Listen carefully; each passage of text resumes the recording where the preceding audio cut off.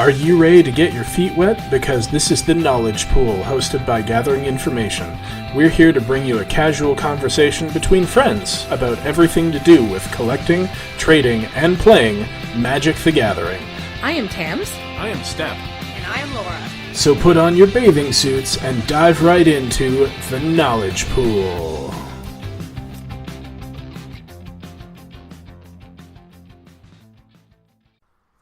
Hey everybody, welcome back to episode 8 of the Knowledge Pool. Wow, we're at 8 already? Mm-hmm. It's almost like we're getting official. I know. So cool. 8 episodes, that's almost 2 months. Yeah. It's pretty close. Something like that. So, how was your weekend, everybody? Mine was great. My dad gave me a cold. Thanks for that, Dad. Oh. So Friday night I started getting a sore throat. Saturday, Sunday I was sneezing. Then Monday, Tuesday I had a nice sinus headache. So now I'm just at the raspy voice stage. So pardon me for sounding like an ardent smoker. Yeah, Like Kathleen Turner. It's on the way out though, right? Oh yeah, I'm feeling much better. All right. Well, that's good, I guess. Mm-hmm. Yes, but I went to visit my some relatives that live out of town on one of the lakes here in Ontario, and it was a gorgeous day on Sunday. We had some amazing food. Oh, that's the best. Yep, amazing food is what family gatherings are all about. Oh yeah, it was great. For us, we went up to see Tams' family in north of Toronto. Yep. So about a 3-hour drive. Up in Keswick. Yep. Yep. And there was food, there was family. Mm-hmm. There may have been headaches brought on by very enthusiastic children, but the best kind of Easter. Exactly. There was lemon meringue pie. My mama makes great pie. And don't tell Ethan, but I may have stolen a few of his eggs. You're a rotten person. I really enjoyed going away.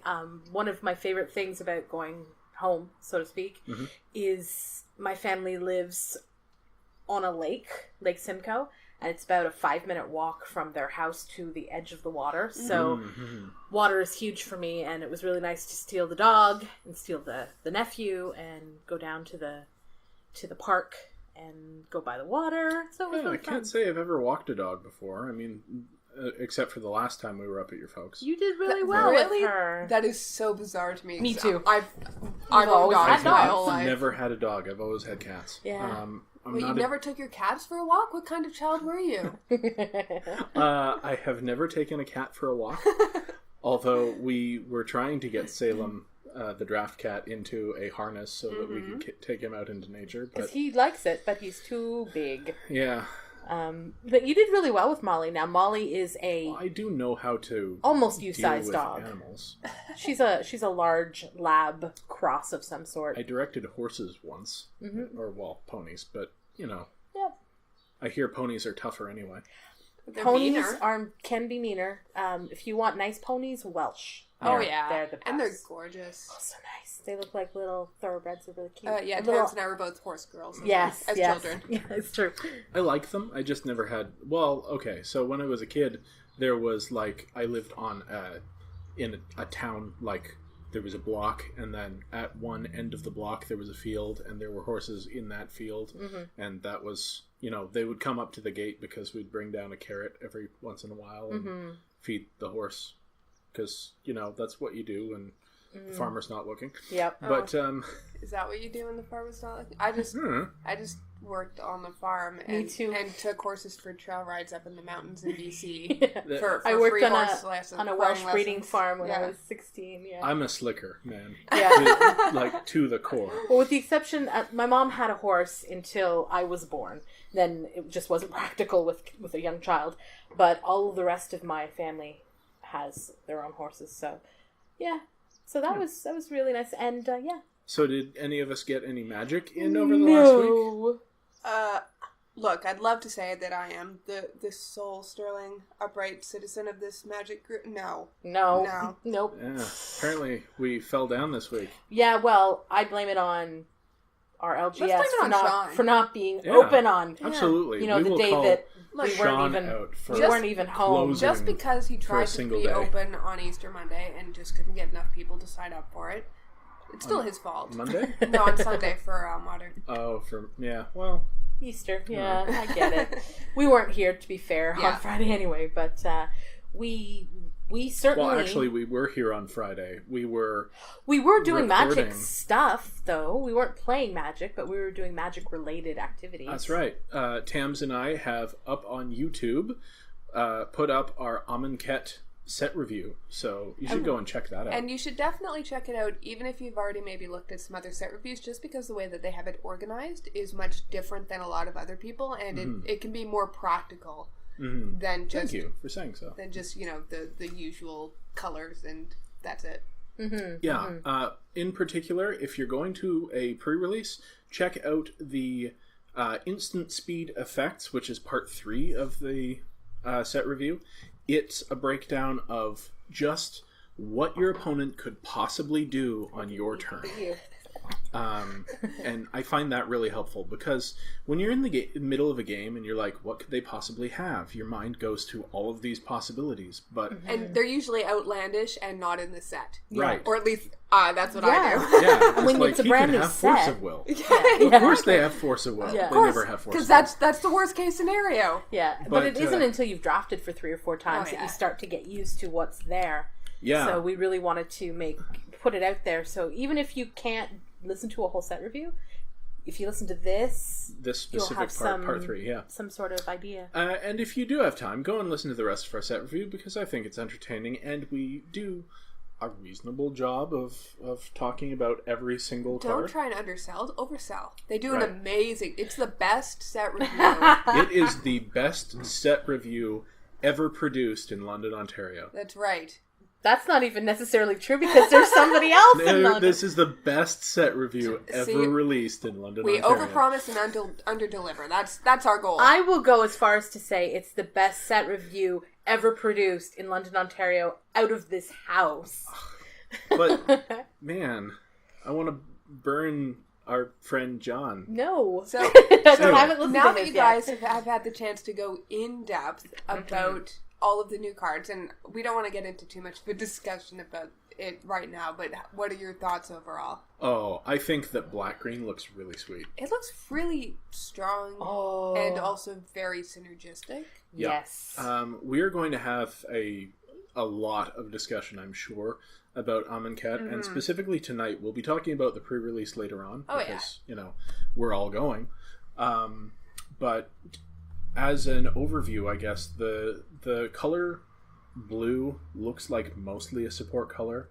I am looking forward to drafting a blue-red spells deck, but... I think something that might be a bit of a sleeper, blue-white Entomb, or... Embalm. Yeah. Yep.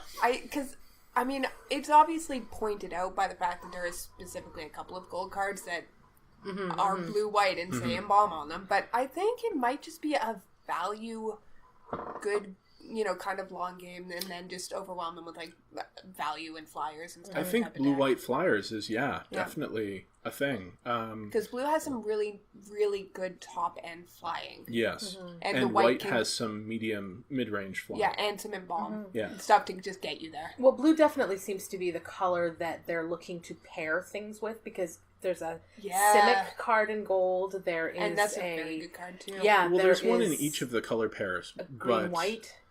The thing that I've noticed about blue is the blue god we talked about. Yeah, the 7 cards in hand before he can do anything. Yeah, I thought that was outlandish, but looking at the actual set review, there's a lot of card draw in this Well, not set. only that, but Embalm almost counts as card draw, because you're not playing a card that turn, you're probably just using an existing card. It's true. So if you don't have to play a card from your hand to get your mana value, then I still think it's going to be one of the tougher ones to turn on, but I don't think it's quite as impossible as I first thought it might be. And with a year of testing before the set goes into, full development, I'm sure they figured that out. Yeah, there must have been a reason it was 7 instead of 6, because they could have done 6 as well. I guess. 7 is the hand limit, so... But yeah, you're right. They can tweak these things. Yeah, so it'll be very interesting. I'm so looking forward to the pre-release. Yeah. Before we get into the pre-release discussion, though, I wanted to mention, and I think we all wanted to talk about, the little bit of Magic news that's not related to Amonkhet this week. Oh, are you saying there is any? There is. There was one very interesting to me thing that was released this week. They have announced... 25th anniversary celebration. Okay, so they've announced two things. There's going to be a 25th anniversary celebration. Woo. And they are actually doing a Commander product this year. I didn't think they were, because they were doing the Commander... the anthology. The anthology. Which is what stuff? Well, the Commander anthology is four decks. Four decks, one from each of the Commander series up to this point. Mm-hmm. The most sought after one, the strongest deck from each of their releases, and they're all together bundled in one box with, I'm sure, fancy spin down counters and deck boxes stuff. And the whole thing. Mm-hmm. And I'm trying to remember, I think it was Kalia, Derivi, Freyalise, and Marin. And it just happens to be, I own 2 pre-constructed Commander decks, of which both of them are on that list. Yeah. That figures. I actually don't have the Kalia, but I do, or the Freyalise, but I do have Derivi and Marin. Mm-hmm. So, I don't know. That product wasn't really what I was looking for. Right. So I was very happy when they announced that they're actually doing a Commander series this year. It's a little different than usual. Usually they do 5 decks, each with its own chunk of the color pie. Right. But this year they're doing 4 decks, and that's because rather than dealing with the color pie, they are dealing with tribal themes. Ooh. So there are 4 tribes, which I'm just going to read the... they're releasing 4 decks this year instead of the normal 5, since this year's theme isn't based on the color wheel, but some of Magic's most popular and interesting tribes. So they're not telling us which ones? No, not yet. Just that they're going to be popular and interesting. The full announcement will be... made sometime in July, and it's going to be released August 25th. So I will definitely be picking up probably all of them, because that's what I do this summer. Mm-hmm. And they said that there are going to be about 56 completely new cards, which they usually do release some new cards in each of the new Commander sets. But normally they normally add reprints that they don't often reprint. Mm-hmm. But I think it's interesting that the cards, by the nature of the decks, are probably also going to be tribal. Mm-hmm. And it also mentions that they're all going to be legal in Vintage and Legacy, so that means even the new stuff that's coming out, which may be able to be used in other things, which could be interesting. That's typical for all of their Commander conspiracy products and all that stuff, which is cool. So we were hoping for some idle speculation about what tribes we thought would be there, or which we wanted to be there. Yeah, because initially... Oh, and it should be mentioned that the Commander for the Commander decks are usually one of the new cards. That's true, historically. In this case, I'm wondering if they're going to, in addition to creating a new Commander, put the most likely Commander for a tribe. That's really interesting, because... A lot of Commander decks, if they're not designed to be super competitive, a lot of them are tribal just because it's a really synergistic and fun way to play Commander. Yeah. I know that my first Commander deck was the mono green Freyalise deck, which is elf tribal basically. My first Commander deck that I built myself was goblins. so I honestly, I'm not sure if I like the idea of them coming up with a new and original Commander if it's a well-known and established tribal archetype. Well, the problem is that some tribes don't have a good Commander. That's true. Like, for instance, if one of them is Minotaurs... Mm-hmm. But what about the new Black-Red God? Well, Black-Red legendary creature. Yeah, sure. The legendary creature from... Amonkhet. He's not a god. People were using Mogis, which is not a Minotaur, but is a Minotaur. Yeah. Or in the case of werewolves, they use Xenagos. Well, except now they do technically have a werewolf lord. That's true, and they also have a Minotaur lord. Yes. But in those cases where there's not a great choice for the commander, I can't think if there's a merfolk commander that's not just Lord of... There's Sigyn. Sigyn? Yeah, Sigyn. Yeah, and it's the one that's most commonly used. Okay. For merfolk, just like, tree folk also has a very common... Well, there's a couple of tree folk commanders, I think, and... Isn't Doran yeah, that's the one that's usually used, I think. Yeah. So, and we're just mentioning those two in specific because before the show we were kind of brainstorming, and those are the two that we decided are kind of likely. Like, they're both very beloved, popular, among the people who play them. Decks. The thing, though, is they say most popular, but popular among who? Commander players. And that's it. Is it the tribes that are most popular around just commander players or around players in general? Yeah, and that's the thing, they don't mention that. Yeah, they don't, because I'm like, hey, how about Mirror? That would be fun. Yeah, or that fairies. Would be fun. Or fairies, I don't think Mirror Mirror is like a real tribe, is no, the thing. I don't think so. Well, it'd be tough, because they would awesome. be colorless, right? And they haven't done a pre-con colorless commander deck. That's well, okay, so each mirror... Or it would have to be 5-color, I suppose, because each mirror, the mana mirrors taps for like a different color, yeah. Mm-hmm. So they aren't sticking to color pie here, but you can imagine they're going to have some sort of a color balance. Yeah, surely they would. So... And they're probably also not just going to be monocolor, because 4 monocolor decks... would mean they'd do a 5th. Yeah. Like, originally, when I thought tribes, I'm like, okay, they could do goblins and elves and Demons. Zombies, and I had thought zombies, because, but no, that would then be 5 monocolored tribe decks, right? Sure. So, what are some beloved tribes for commander players? Well, we were mulling it over, and somebody came up with tree folk. I think that was you. Yes. Which is, a shoe-in. Although Snake Tribal is also a big thing. That could be cool. Snake also. Usually it's blue-green, but it can be black or Sultai. I imagine it would be Sultai. What about Angels? Yeah. I was also thinking it could be red-white or Mardu even. Or it could be even monocolored angel. Like, one of them could be mono, one of them could be 2-color, one of them could be 3-color. Yeah. That would really shake it up a little bit.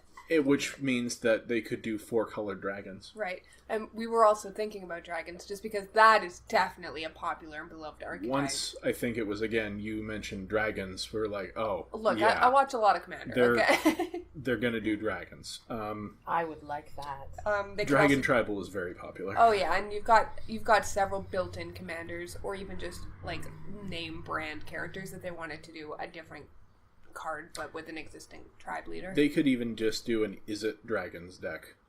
Blue-red dragons with Niv Mizzet. Maybe, but there's a lot of, like, Jund dragons. Yeah. Prosh was a commander of the Jund deck. Mm-hmm. We were also thinking something like maybe an elemental, especially because, there is an elemental deck with either of, like, the Omnaths or something like that as a commander. But there's also been blue-red elemental decks. Yes. There's been, Vampires was another option, although I think that's less likely than some of the others. Because we've had so much of it. Yeah. And Tams, you wanted some Gorgon action. I do. That's not a popular tribe, and I think it's because it's not supported. It's really not. It was just a very niche-y kind of thing. I just really enjoyed Hyphaonia's. I would love if there was enough. Most of them are from Theros, right? And Ravnica. Ravnica had a bunch of Gorgons. They were fun. Black-green Gorgons could be awesome if there were more Gorgons. Right. But that's, again, the problem with making a tribal deck. It's very easy to make a Goblin tribal deck. Sure. There's a gajillion Mono goblins. red, in green red, in red black, like... Try making a ninja or a samurai tribal commander deck. Try making any of these tribes that are from a single set, and you have problems. Yeah. And... Sorry, go ahead. Oh, you were the one who said maybe like a spirit token. Or a like a spirit deck, like yeah. Blue-white or Esper mono-white. Spirits, maybe. Ooh, that could be cool. But again, Esper Spirits I'm thinking of a standard deck. That's not a commander deck. You know, that's from it's tough to come up with 60 cards that work well around a theme like that. 60 singleton cards. Yes, yeah. So spreading out into 3 colors makes it easier, but I don't know. I think dragons is definitely a shoe-in. And I think you hit something with angels, but I guess we'll find out. We will. What are you hoping for? I don't know. I was hoping for zombies, but I don't think that's very likely. I mean, they could do blue-black. Yeah. But with all the zombie action we're seeing in this set, maybe not? I don't know. I mean, I could actually see an Esper Zombies deck going. Oh, yeah, and the other one that you were very excited about the possibility of was Slivers. Slivers. I think you're right. They're probably not going slivers. That's like bringing a grenade to a knife fight. Yeah. There you go. That is Sig, the River Guide. Oh, I've seen this guy. Yeah. Kithkin is another possibility. There's not enough tribal support for it, though, currently. No, not really. Which, again, problem. Oh, yeah, cats. Cats. Then again, there's also soldiers or knights or any of warriors. those. Sure, any of that stuff. I'll be a little disappointed if it's like warriors. Because... All I'm saying is that if there is a dragon deck, I will probably end up buying it. I was thinking the same thing. That's the one I want. Although angels I love too. So. Yeah, angels. Look, every time in Cube you see like some of those sweet, high-cost white angels going that you around. know you shouldn't get, but you take and them then anyway. somehow you end up mono-white angels, and you wonder what went wrong with your life. Yep. And then people who like merfolk really like merfolk. Yeah. And it's not a great deck because there hasn't been a lot of merfolk support. So a few more cards would probably make it. Yeah, which is, I mean, they can give you some new cards. And that could be where they're going, stuff that people really, really love, but just isn't quite there. Hey, let's give them a few extra cards and make it go there. Yeah. Yeah, because each new deck is going to get, 14 cards, assuming they're all split up evenly? Something like that. So, I mean, they don't have to split them up evenly, but they probably would. Unless it's 56 all new cards. Unless it's, there's 5 cards, but every deck gets one, one of the new Command Beacon lands or something like that. Sure, right, yeah. Anyway, we'll have more on that when, they release more information. As the news breaks. Yes, but just know that we're all very excited, even though, because, none of us play Commander at the shop that often, but we still enjoy it as a casual format, for sure. Yeah, absolutely. Yeah, I'm not a multiplayer player. I prefer 1v1 Commander. But I also love 1v1 Commander. When these decks come out, I am going to organize a 4-player tribe fight. I think it would probably be a bit easier than the 5-person one you wanted to do for the last set. Yeah, although now that it's grilling season, I do intend on doing that. Fair enough. Yeah. I think grill and between you, Sean, and maybe, I don't know, Evan, we can get 5 people together for... Who might want meat and Commander? Maybe. I'm sure there's a dirty joke in there somewhere. Does that mean I get to play Minotaurs? No, you get to play Brea if you want Brea. I know, but Atraxa. Beef. Cows. You can play Group Hug, and then you don't have to worry about politics. I'm playing Group Hug. Oh yes, because I crushed you with it when we played it 1-on-1, and you want some payback in a group setting. I want to see how it does in a group setting. Although it does terribly against Brea. It does terribly 1-on-1 because you're giving your opponent all the advantage. Thank you for these 4 extra cards on my upkeep. Let me just win the game with having 20 artifacts in play. On the other hand, when I'm done having the 5-player fight with them, I am going to rebuild that deck as a permission deck. Right. You were talking about that. I think that's a really interesting idea. You would never play him. No, I won't, but I'll watch you play.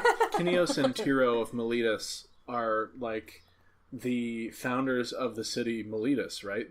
They are the law and order of the city, so it seems like a permission deck built around them would make sense, and they're in the colors for it for sure. I see, and of course, if you don't know already, Step is such a Vorthos player at heart. Yeah.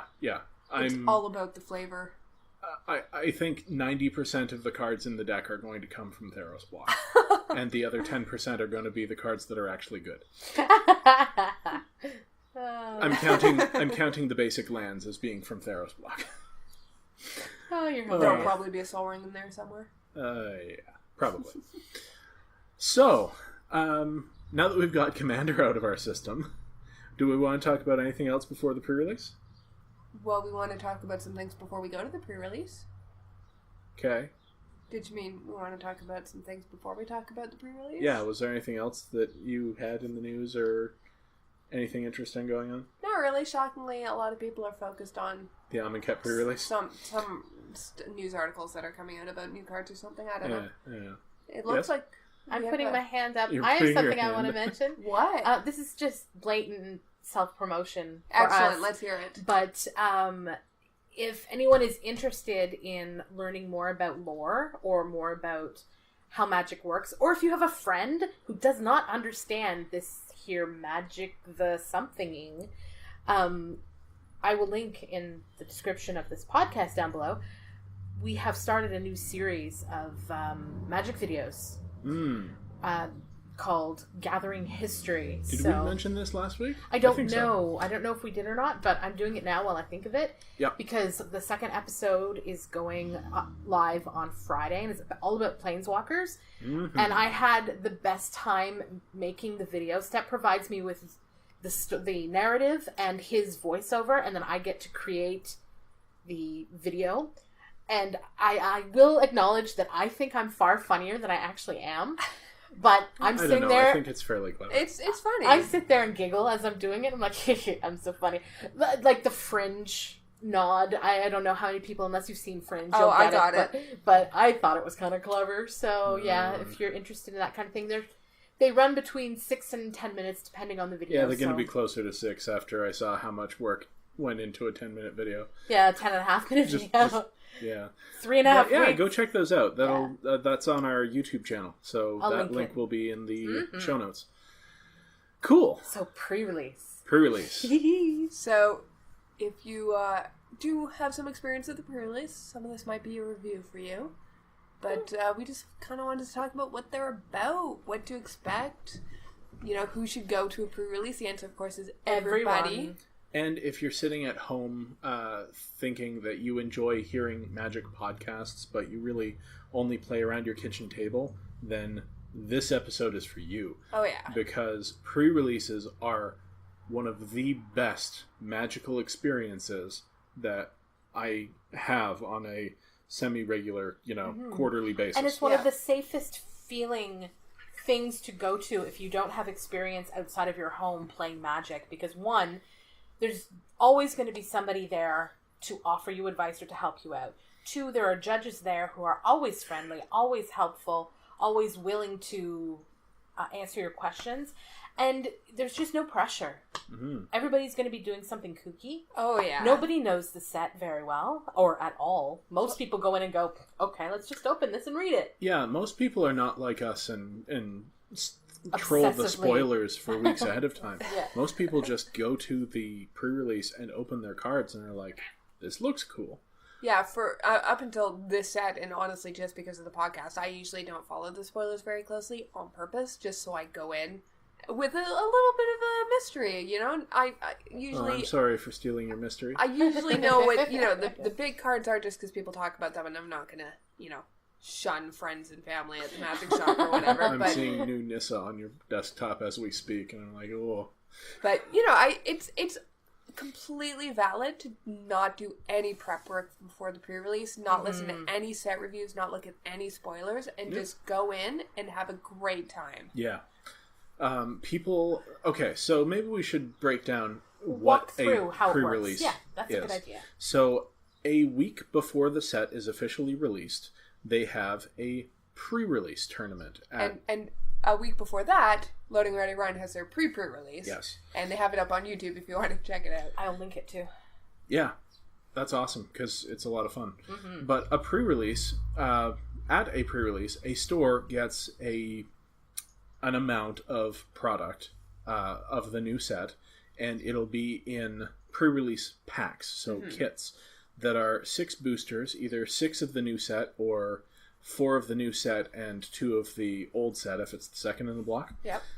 And those kits are what's called a sealed pool. So that's what you use to build your sealed deck. And they're usually in some really cool box that they've created with the flavor of the set. And they also come with one of the spin down D20s that you'll find every Magic player has a large collection of, and a promo card, which is a foil rare or mythic from the set with the date on it. It comes in its own separate little plastic bag, and I make it sound kind of like a drag deal. Look, it's sealed plastic, and if you get, a good promo card, they can be worth money. Yeah.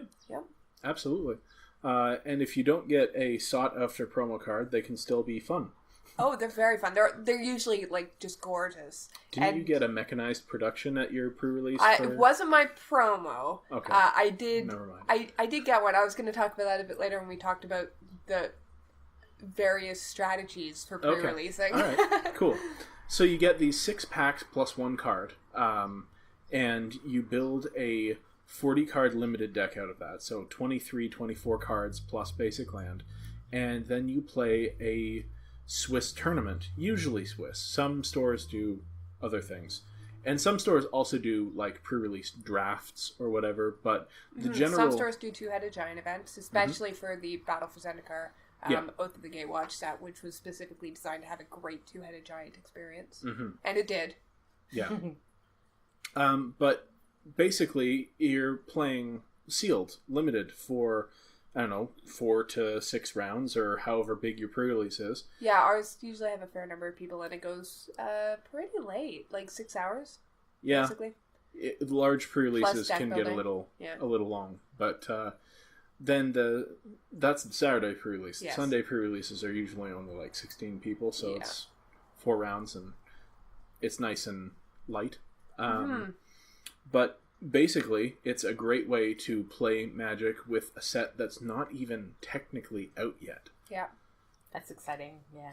Yeah, so you sit down, usually at a table with a bunch of other people who don't know what they're doing, and you just crack packs, which is, of course, one of the most fun things about Magic.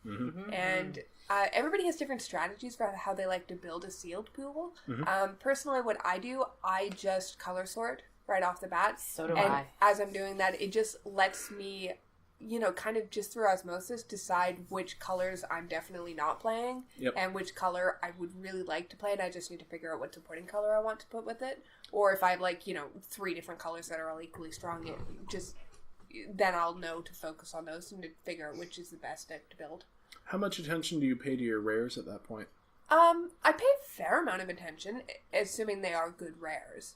If I have garbage rares, and I just cry. But I think it's not something that you want to neglect, because rares can have a very serious impact on your deck and on the game and what direction you want to go to, especially if it is a set where the rares are very powerful. But on the other hand, you don't want to just build a terrible deck because you happen to open one single good rare in a color and the rest of that color is garbage, but you want to force it anyway. It's funny because when I open a sealed pool, usually I color sort first.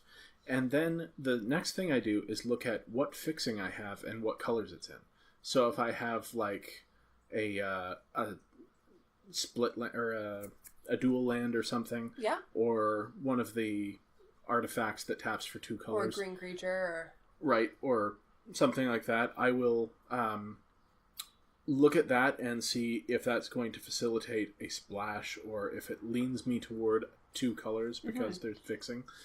And then I'll look at how strong each of the colors are. Well, that's interesting, because that is the opposite of how I do it. I look at the 2 colors, and then usually if I'm not going to be playing a color, I'll just have a quick look through it and see if there is anything that would be worth it to splash if I happen to have holes in my existing deck.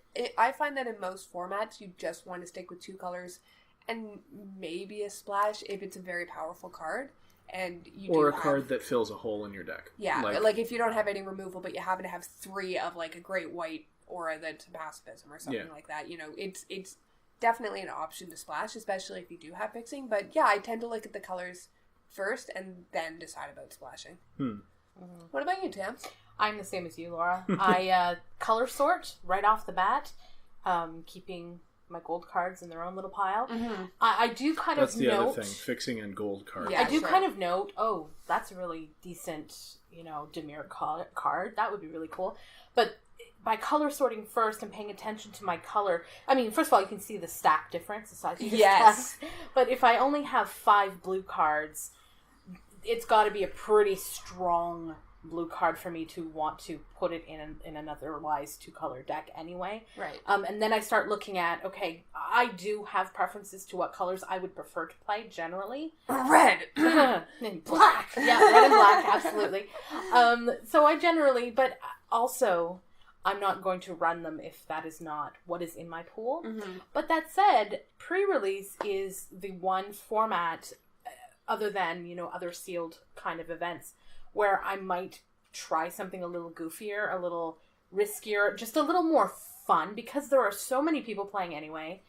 It's a lot harder to top 8, top 4, because of there's being so many people. Sure. And also, with nobody else knowing the set either, it's a great time for me to get to, you know what, this looks like it'll be a fun card to play. It's terrible. I know it's terrible. I reviewed it. It's a terrible card. But it looks like fun. So I was just going to say, the other thing that I do when I'm sorting, I also have a garbage pile, which are cards that I will not play unless I literally don't have enough playables, and I just put, and I have them sorted by color as well. I just put them, at the bottom, but I find that just leaves me with fewer cards to have to keep track of. I don't know how you guys sort usefulness. I do the same thing. And it's easier in the second part of the block when you already kind of know what the garbage cards are. Half of them, yeah. After... Although that does shift a little bit, too. It does, in surprising ways. Yeah. After doing this set review, we found surprisingly few very obvious no way I'm playing that cards in this set. Mm-hmm. There were very few. I was shocked.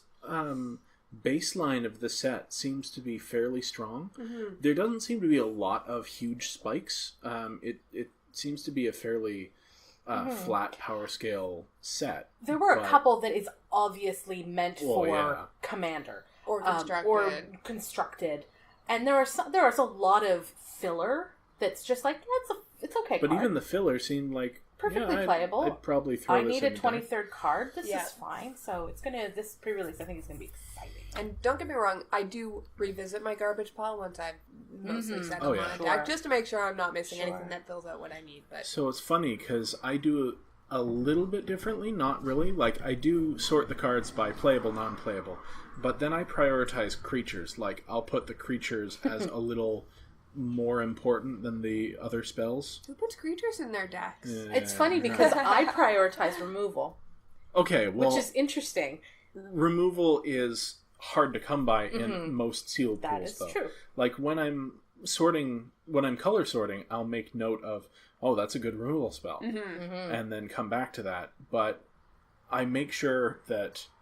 See, when I'm at a pre-release or any tournament like that, I'm more spiky than at any other time, which is, I know, strange. Well, there's money on the line.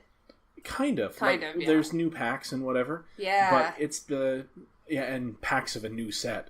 But it's the kind of thing where I know that if I have a solid curve and my consistency is good, that's why I look at the fixing first. If I know that my deck is more consistent than my opponent's, then I have a better shot. That's true, especially in something like Sealed where it tends to be a bit slower and consistency can really even itself out and win the game. I do play my strong removal spells unless the color is so shallow that I just can't play it. Yeah, and that makes me sad every time. Yeah, I've had that a couple of times where I think there was it Battle for Zendikar had X white Isolation or Quarantine Field. Yeah, something like that. And I just couldn't even play it because it was double white and I was nowhere near That's it. That's heartbreaking. But, something I do want to mention that I don't know when we get to it, so I'm just throwing it out there now while we're talking about removal. Something that is a little different in Sealed, because you may hear us in the set review say, I would main board this in the pre-release. In the sealed pool, and that's generally stuff that hate in the set or something like that. Well, I'm thinking of flyer hate specifically, like a plummet. Oh, yeah. Which you normally in a draft would probably sideboard and then bring it in if you saw something. Whereas in a sealed, you generally mainboard something because people are playing all of their bombs. You mainboard creature counter spells and you mainboard flyer hate because there are going to be flyers around. Yeah. So what kind of archetypes do we usually do in sealed type of events? Whatever I open. Yeah, and this is funny. For me, who loves my aggro, I will play anything that looks solid. The reason I love sealed so much is that in a draft, you are playing a game while drafting. Mm-hmm. In a constructed deck, you are building for a certain metagame. Mm-hmm. In sealed, you are putting together a jigsaw puzzle. Yeah, there is a really best cool deck in this pool, and you need to find it. Yeah. You know, yeah. That's how I look at it. And maybe there's a second best deck that is almost as good or just as good, depending on who you're playing against. Right, but that's how I look at a sealed pool. Is like, where is the best deck in this pool, and how can I put it together? And I love jigsaw puzzles, so there you go. So, I will mention I am guilty of usually having at least 2 completed decks. Yeah. At pre-releases, I have occasionally had up to 4. Mm-hmm. All of which were viable. You have the strong deck and you have the fun deck. Well, not even that. Just, this deck has amazing removal, but the curve's not 100%. Mm-hmm. Or, this deck it will curve at 100%, but if they have a flyer, I will die. Yeah. Or, just different things. And I will sometimes play all of them. It's fun to sideboard. Yeah. It's fun to sideboard into a completely different deck because that is something that you can do in sealed. Your entire pool is your sideboard if you're not running it mainboard. Yeah, at the pre-release specifically, not all sealed events, but at the pre-release at least, you have open deck construction. You can swap out any card at any, well, not in the middle of a game, but at any time that you can legally look at your sideboard. So yeah. And I'll be honest, I am a control player at heart, but for pre-releases specifically, and for a lot of times in sealed, I kind of feel like I take a bit of the coward's way out. I usually just build straight mid-range. And I think that's the winning strategy. Well, that's the thing. Aggro, you don't know what you're going to be facing. Yeah. So it's certainly the smarter. Aggro doesn't work that well in sealed most of the time. Especially not... strong, like super aggro, where you're looking for 6 1-drop, 2-drop, or 6 1-drops and 6 2-drops. Yeah, because you're rarely going to actually get that pool, and if you do, you have to actually draw it properly, or else you're just going to lose the game to anybody. Yeah. But in the most recent deck, like you said, I happened to have a mechanized production. And I had disgusting black removal, and I had a couple of sweet bombs. So I'll be honest, I went all in blue-black artifact, mechanized production. I had a couple of the production workers.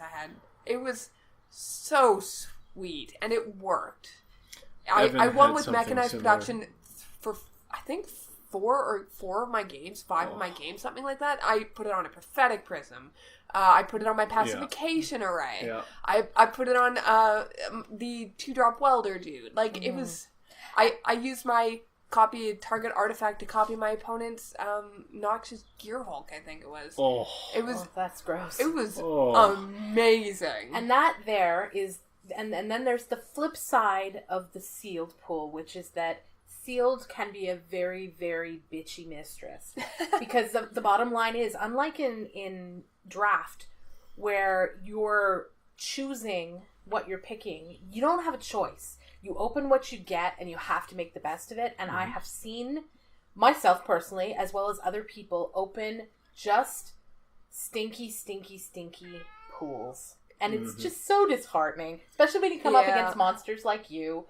I did another sealed pool on Miko, and I opened 3 of the rare, like the automation array or whatever, the one that had counter synergies.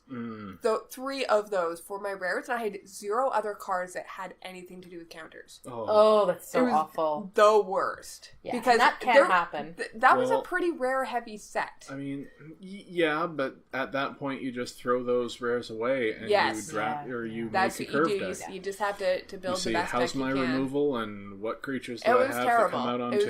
It was a garbage pool. Oh. And one little thing to mention that I'm sure they'll mention at your pre-release is that you can play your invocation if you're lucky enough to open one. Yes, and if you do open one, keep in mind it is probably worth cash money. Yes. And do not trade it away for magic beans. No. Yep.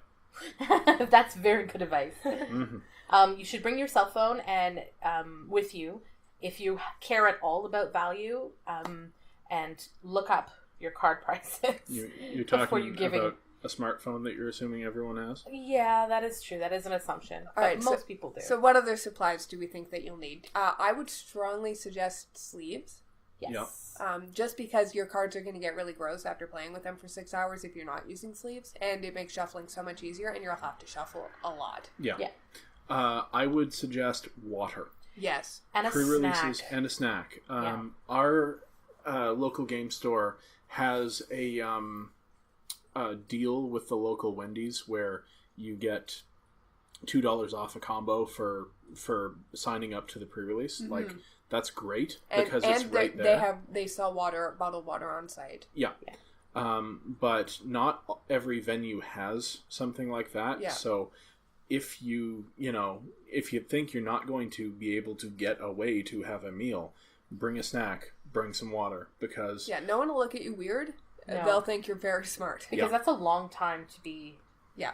And you'll feel better. And you're using a lot of brain power when you're playing. So. You're expending a lot of energy. Mm-hmm. Yeah. So it's well worth it to make sure that you are hydrated and well fueled. So I think those are like the only mandatory supplies. Like you will get a D20 spin down, assuming your LGS is using the pre-release packs. But feel free to bring your own dice. Feel free to bring a pad of paper and a pen or pencil if you prefer to keep track of your life through that method. A playmat if you happen to have one. All the random accoutrements. Yes. Yeah, we tend to bring our own land. Just a box with 15 or 16 of each color. Easier that They'll way. provide land. Like they'll have land there for you. But for me, when there's 60 people in a room, having to get up, get around tables, get around people, get to the box, get what I want, it's just much easier to bring my own. Yeah.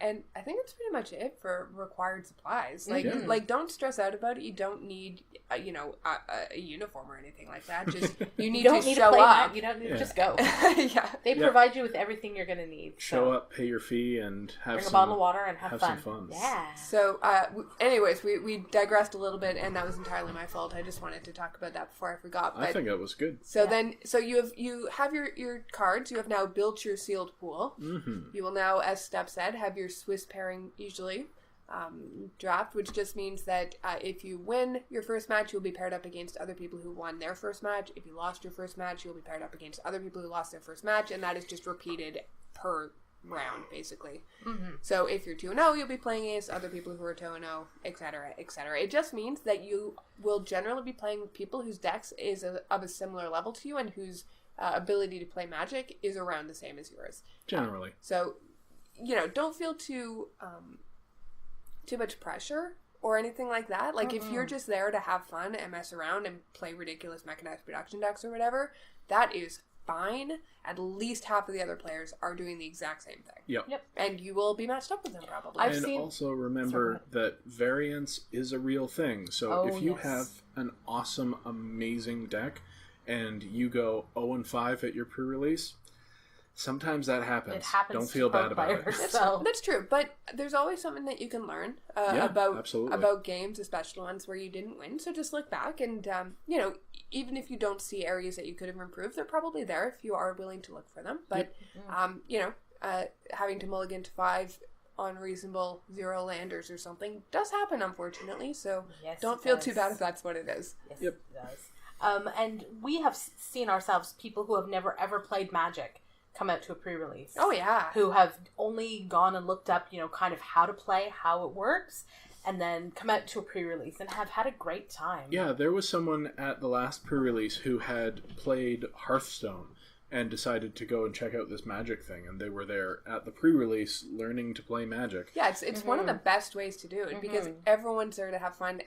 Everyone I've ever encountered at the pre-release, barring like a couple of exceptions, have been super friendly and more than willing to talk about games after they've done, or to, say, oh, you forgot to draw a card at the beginning of your turn, that it's required for you to do so, go ahead.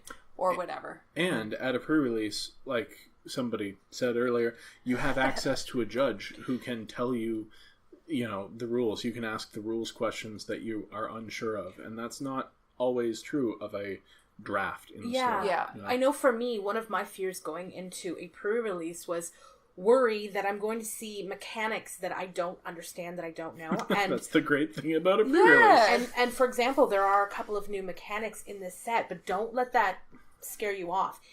You can either look them up online, because they just type in the mechanic and, new mechanics for Amonkhet. It's out there. Or just ask your judge or ask the guy next to you. Yeah. And somebody will be able to tell you how it works. And our judge does an announcement of all the new mechanics ahead of time if he thinks that any of them will be problematic. Yeah, which is great. About half the players there are also seeing these mechanics for the first time. Absolutely. So it's a great environment to do that. That's what I love is, you're playing against somebody and they do something and they're like, hey, I'm not sure if I did that right. And you're like, oh, I'm not sure if you did that right either. Let's ask the judge and we'll learn together. Yes. And if there is any question on either side, you should call for a judge. Yeah, absolutely. And don't feel bad. It doesn't make you a bad person. It doesn't make your opponent a bad person. You're just asking for clarification. And it's something that in the Magic community is absolutely encouraged. Yeah, that's what the judges are there for. That's their job, is to be able to clarify things for you. So. Yep. Yeah, and don't forget, if your judge does a great job, there are ways to give feedback to the judges program, and they do have their own reward system. So if you happen to get a great judge, definitely let them know. If you get a terrible judge, also let them know that, because that is required information. Yeah, absolutely. Good judges make the game better. Bad judges make the game worse. Yes. And we have a great judge at our store. So we've been very lucky. Very happy with that. Yeah. So then after you have done your 4, 5, 6, 7, 8, oh god, 8 rounds. So after you've gone through your rounds, assuming you do stick around, a lot of people you'll find will drop out at various points. Our local game store has door prizes after usually the second round. So most people will at least stick around for the first 2 rounds and then drop if they are not going to stay. Just because it can be a long day. People have other commitments. They don't like their deck. They're not doing well. They're tired. They're hungry. They're cranky. Yeah. Some people go right from one pre-release. They want to go over to the other game store in town to do another pre-release to see if they can get a better deck or more cards or whatever. For any reason, if you decide to drop, that is 100% fine. Just make sure to let whoever's taking the results in know before they call out the next round, because otherwise it'll cause a problem for them. But if you do decide to stick around for the whole thing, that's wonderful. There's usually prizes to top something. Often depends on the number of people who are there. Our LGS used to do top 8. Now he does top 16 because there are so many people who show up to the events. Yeah. But, smaller pre-release top 4 is probably doable as well. It just depends. You should be made aware of what the prize structure will be ahead of time. If you're not sure, ask. Yeah. But it's usually a big production to find out who gets in on tiebreakers into the top 8 or into the top 16. And if you win prizes, it's usually packs of the new set before it's being sold. Yep. Which is so much fun.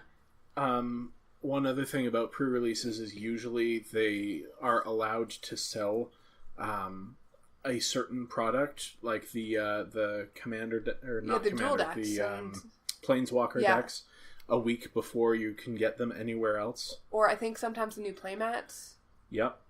Which is cool. So it's the only place that you can buy the set before it's actually out and available. Yeah, for some sweet bragging rights. Yeah. And you know what one of my favorite parts of pre-release is? What? When you get home and you go through your whole pool again, and then you're like, oh wow, there was this whole other deck I didn't see. Yeah, more than once we have done that and played each other at home with our new decks from our sealed pool. Which is great if you get a couple of friends to go with. Because then you can go home. If you didn't get to play each other, you can play each other. Yeah, and especially if you liked your deck. Like, I would have played that mechanized production deck for another 8 years or something like that. Like, it was fun.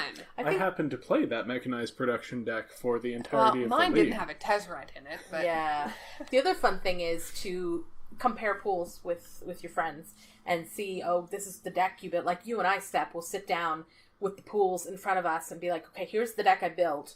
And you look at it and you go, oh, that's really cool. Did you try this? And we tried different variations. It makes us stronger. Yeah, we should totally do that again. Yeah. Take each other's pools when we get home. Or even just taking it apart first, so there are no I happen to know what colors you were in or something like that. And just, it gives you a whole other sealed pool to try out. Yeah, absolutely. Now, all of us are going to the pre-release. Yes. At least one. We're all going to the Saturday pre-release. Yep. And Laura, are you going to the Sunday morning? I'm going to the Sunday morning. So I love sealed. I am also going to the Sunday morning. And Tams has decided that she needs to do website stuff. Yeah, I've got to get stuff done, and it's just more money, and I'll do the website work. But I know for a fact that Steph and I are going to be doing written reports on our sealed stuff. We're kind of hoping. We were supposed to talk to Laura about this before we went on the air, but surprise! Yes, I will also put something together. I'm yes, sure. And so we will do a written report. We'll also talk about it next week, but I think I'm probably going to do a video breakdown. I usually do. Yeah, so it's easier that way too. Cat on the desk. Uh-oh, cat intervention. Come Saturday evening, I'm probably going to break out a video, and then Sunday morning I'll have it uploaded and ready for people to check out, or Monday at the latest, because I'm going to 2 pre-releases, so we'll find out. Yes, and I mean, keep in mind, one of the great things about pre-releases, like Tam said, you get to mess around a little bit. So our decks may not be optimized for winning, or mine might not be. I know Step is a total tryhard. But it's a pre-release. You get to play the deck that you want to play. When it comes to the highly competitive pre-release market, I am a total playhard. I mean, I'll be honest, I usually prize in at least one of the pre-releases on the weekends, so I'll be disappointed a bit if I don't manage to do that this time as well, but it's still so much fun. And that's something else that we didn't mention that I think is worth mentioning is if you aren't in your Magic community, if you are a kitchen table player, if you play with your friends at home, this is a great opportunity to go meet people in the community who are passionate about something that you also enjoy. Yes. And there are some amazing people. Like Laura, we met you through Magic. Yes, you did. We met at the local game store. That's my first draft. That's right. That sounds like a good episode topic. Meeting people at your local game shop. I think it's on the list. And pre-releases are amazing to go to with friends too. Yes. You can sit next to your buddy. You can ask, them for advice on building your... Yep, conversation about deck choices and card choices. It's absolutely allowed. You just can't trade. Yeah. Yep. So, it's so much fun. Yeah. So, I think that'll do it for this week for our pre-release conversation. Yes. If you are going to a pre-release, we all hope that you have a great time. Pre-releases is like just a celebration of all the fun that Magic is without having to worry about taking it too seriously. It is the most like what Richard Garfield originally envisioned Magic to be like, a pre-release in a limited experience where everyone's got different cards and nobody knows quite what's out there. So it's a lot of fun, and we hope that you enjoy yours if you decide to go. Again, if you're going to the pre-release or if you're not, check out our set review for Amonkhet up on our YouTube channel, link in the description, and let us know what you think. You can always get a hold of us through the comments or through other means, email, I think. There will be links in the description. Pretty soon there's going to be a website with an actual contact us web form where you can actually just send us a note and it will come right to us. Yeah, but technology. If you have any questions about pre-releases before you happen to go to one, if it's your first time or you're a little bit concerned about, what you should be doing ahead of time or anything like that, just definitely reach out to us. We've all been to many pre-releases. Yeah. We all love them. We're all more than happy to chat about our experiences. And I'm giving up my Sunday pre-release to do the website. That's right, so just for you, the listeners. That's right. You can also find us at Infogatherers on Twitter. Yep. And you can find this podcast on iTunes. Yes, you can. So please rank us 5 stars, or whatever you feel is fair. Whatever you feel is fair. We're worth 5 stars. We're worth 5 stars. Yeah. It'll help the podcast. It'll help the YouTube channel. It'll help us in general. So thank you very much for listening. Thanks for listening. And we hope you have a wonderful weekend.